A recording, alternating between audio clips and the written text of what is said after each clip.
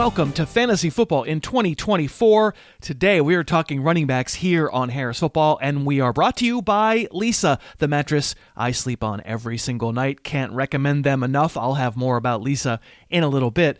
My goal for this video today is to catch you up and to set the table for running back, the scarcest position in fantasy football. We're going to list my top 10 running backs for half-point PPR leagues. You know most of the names. The order might be a little surprising.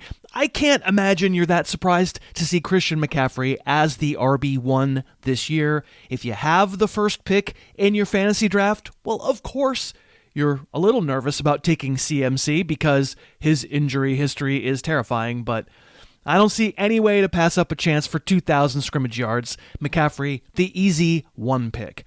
At number 2 and number 3 this year, in some order, I think most folks will have Bijan Robinson and Breece Hall, two great young players whose film is absolutely legit. For Robinson, he's got this ability to jump cut, bang, to the outside, and Robinson's speed around the edge, and then the force that he runs with once he gets to the edge to break a tackle is great. And Breece Hall coming off a torn-up knee. All right, well, this is a big hole to run through last year, but look at the angle number 22 takes, just misjudging Breece Hall's speed. Robinson and Hall are great and could have massive bust-out years for the Falcons and Jets, respectively.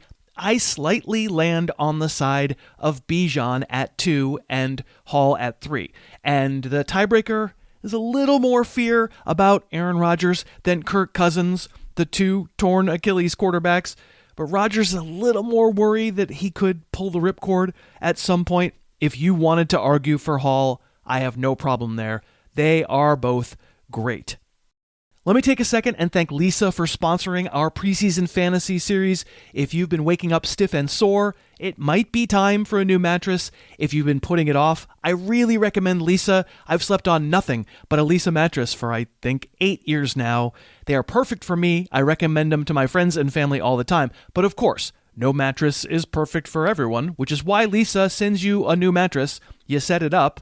You sleep on it for 100 nights to make sure it works for you, and if you don't love your Leesa after more than 3 months, they will come pick it up and refund you. No questions asked. They're a great company. I love the mattress, and I can get you 25% off a new mattress when you follow the link, leesa.com/Harris. If it's time for a new mattress, go check them out, leesa.com/Harris.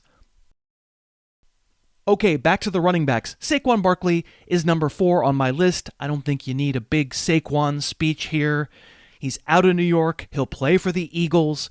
I'm sure he'll lose a few touchdowns to Jalen Hurts and will be annoyed when Kenny Gainwell gets carries here and there. But Barkley's great, feels really safe. And at number 5, Jonathan Taylor, again, not going to give you a huge speech.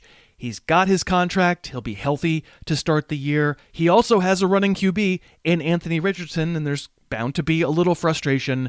But in this running back landscape, Taylor also pretty safe.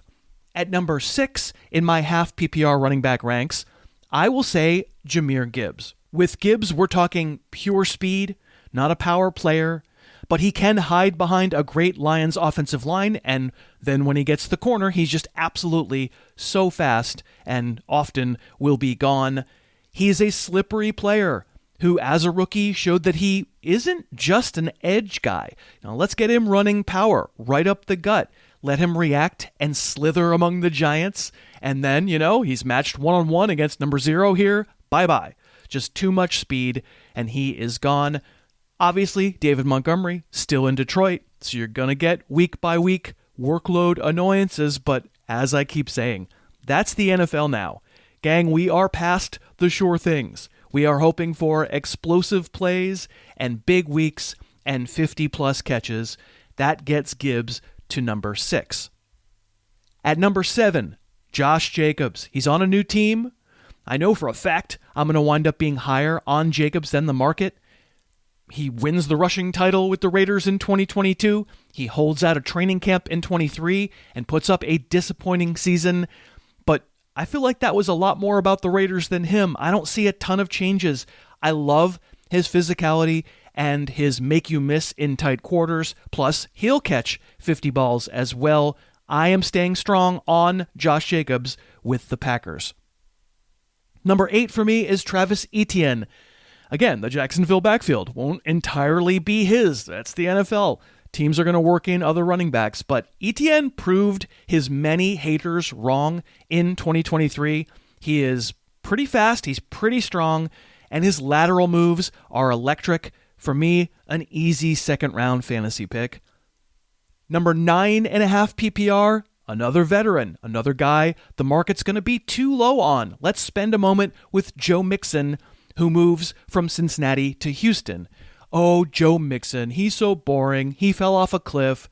There is just always a very vocal anti-Joe Mixon crowd out there. And has he ever been, talent-wise, a top 5 running back in the league?